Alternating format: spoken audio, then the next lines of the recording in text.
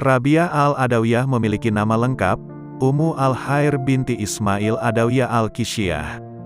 Beliau lahir di Basrah, pada tahun 95 Hijriah. Menurut Ibnu Halikan, keluarga Rabiah adalah dari suku Atik, dan ayah beliau bernama Ismail al-Adawiyah.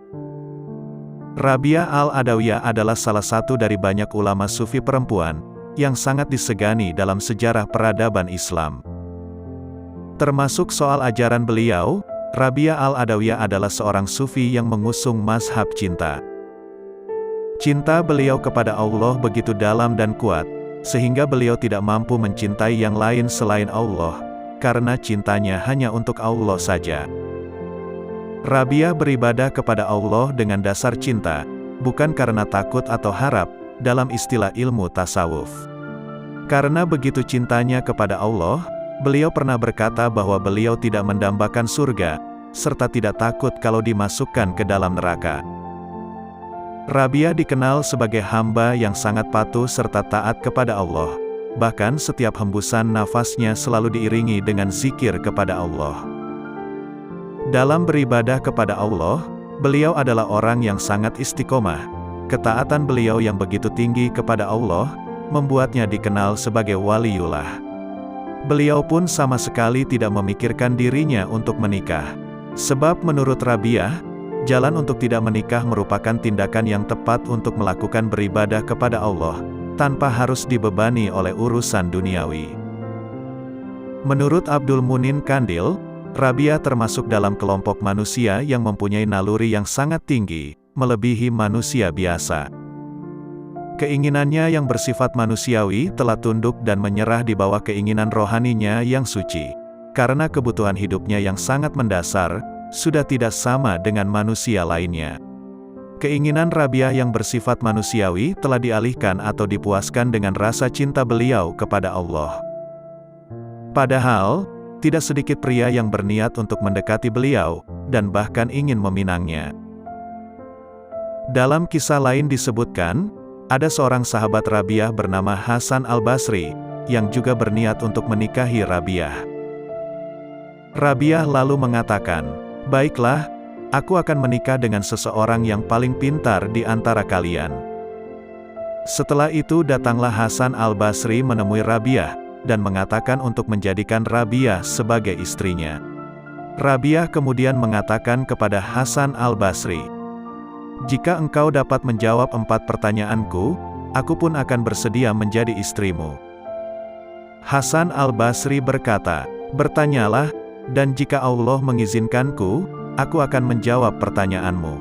Rabiah menanyakan pertanyaan pertama, "Apakah yang akan dikatakan oleh hakim dunia ini saat kematianku nanti?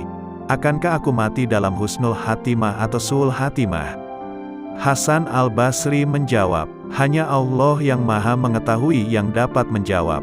Lalu Rabiah menanyakan pertanyaan yang kedua, "Apa yang akan engkau katakan, jika tubuhku telah diletakkan di dalam kubur, dan malaikat Munkar dan Nakir menanyaiku?